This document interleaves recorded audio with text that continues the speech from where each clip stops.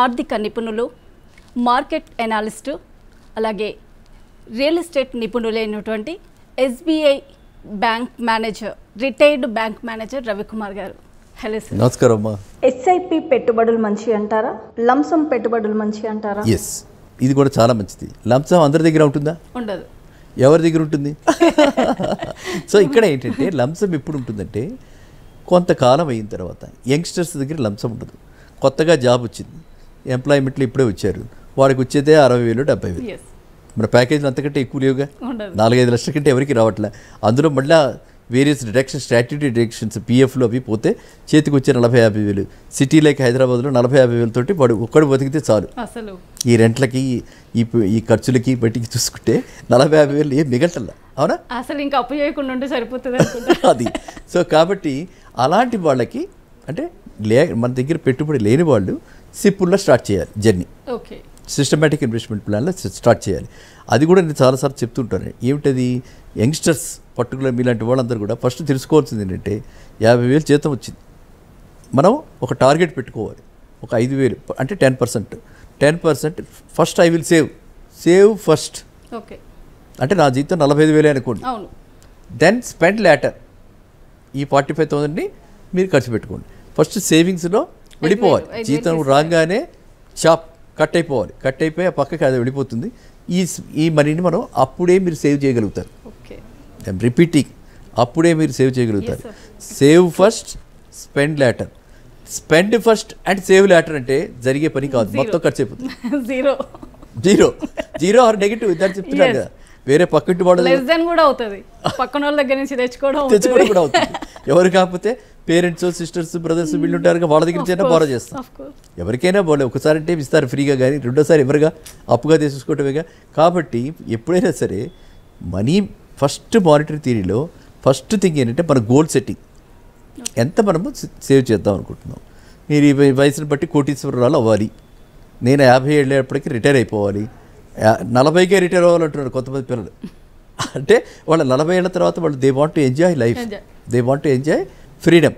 So అలా అనుకున్న వాళ్ళకి మనం ఏదో చెప్పి నెల 1,000 రూపాయలు వేసుకుంటే మనకి ఎలా అవుతుంది? 40 ఏళ్ళకి 25 ఏళ్ళ స్టార్ట్ చేశాడు, 15 ఏళ్ళలో ఎలా సంపాదిస్తాడంతా. కాబట్టి అలా అనుకున్న వాళ్ళు ఏం చేయాల్సి వస్తుంది? ఎక్కువ సేవ్ చేయాల్సి వస్తుంది. Okay, target first, goal setting first. Goal set చేసిన తర్వాత రివర్స్ జర్నీ. నేను ఎంత సేవ్ చేస్తే ఆ గోల్కి వెళ్తా.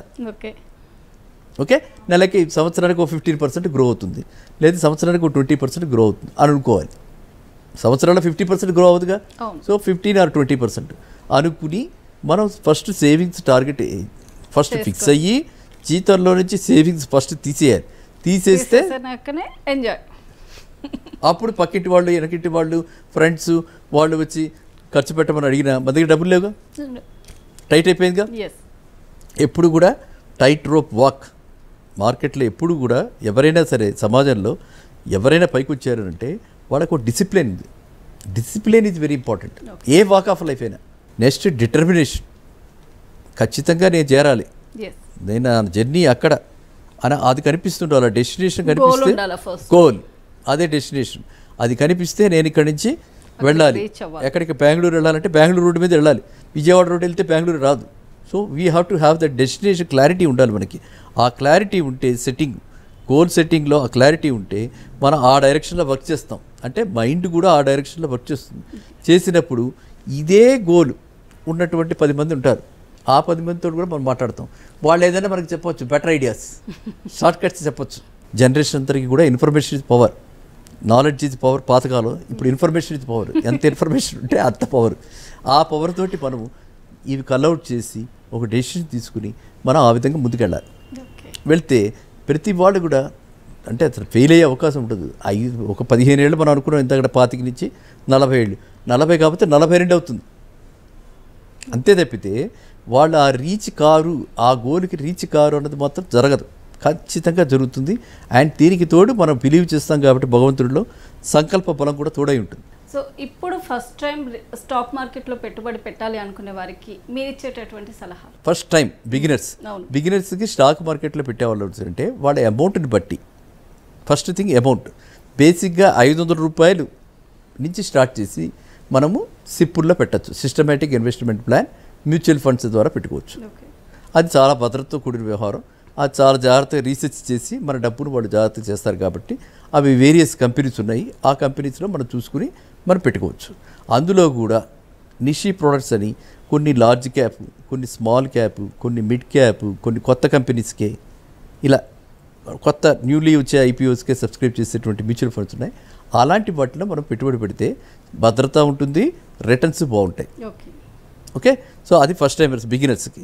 ఇంకా ఆల్రెడీ పెట్టేసి ఉన్నారు, లేకపోతే మన 500 రూపాయలు కాకుండా వాడికి ఆల్రెడీ ఒక 5 lakhs ఉంది చేతిలో డబ్బులు, లేకపోతే ₹1,00,000 ఉన్నాయి డబ్బులు. ఆ ₹1,00,000 ఎలా పెట్టుబడి పెట్టాలన్నప్పుడు మాత్రమే మనము డిఫరెంట్గా పోర్ట్ఫోలియోస్, డిఫరెంట్గా బాస్కెట్స్ ఎక్కడ ఎలా పెట్టాలి అన్నదాన్ని మనం నిర్ణయించవచ్చు, డివైడ్ చేసుకోవాలి. సో అందువల్ల ఏంటంటే మనము ఏ మనిషికి కూడా అందరికీ సరిపడా రూల్ మనం చెప్పలేం. It cannot be. అది ఇండివిజువల్గా ఎవరెవరికి ఎలా కావాలి, వాళ్ళ యొక్క ఏజ్ ఎంత, 70 ఏళ్ళవాడు, 65 ఏళ్ళవాడు, రిటైర్ అయిపోయి కూర్చుని వాడు ఇప్పుడు స్టార్ట్ చేస్తే ఎప్పటికి చూడాలి. ఓకే. సో మనం దాన్ని బట్టి బేస్ చేసి ఏజ్ ప్రొఫైలింగ్ అంటారన్నమాట. ప్రొఫైల్ని బట్టి ఏజ్ ఏమిటి, ఇన్కమ్ ఎంత, సేవింగ్స్ ఎంత, దీన్ని బట్టి ఆ సేవింగ్స్ని ఏ ప్రోడక్ట్స్లో పెట్టాలి అలా నిర్ణయించాలి. కానీ ప్రతి వాళ్ళకి సరిపడగా ఒక చిన్న ఫార్ములా లాగా, మ్యాథమెటిక్ ఫార్ములా లాగా A+B² లాగా అలాంటివి ఇన్వెస్ట్మెంట్లో అలాంటివి ఉండవు అనమాట.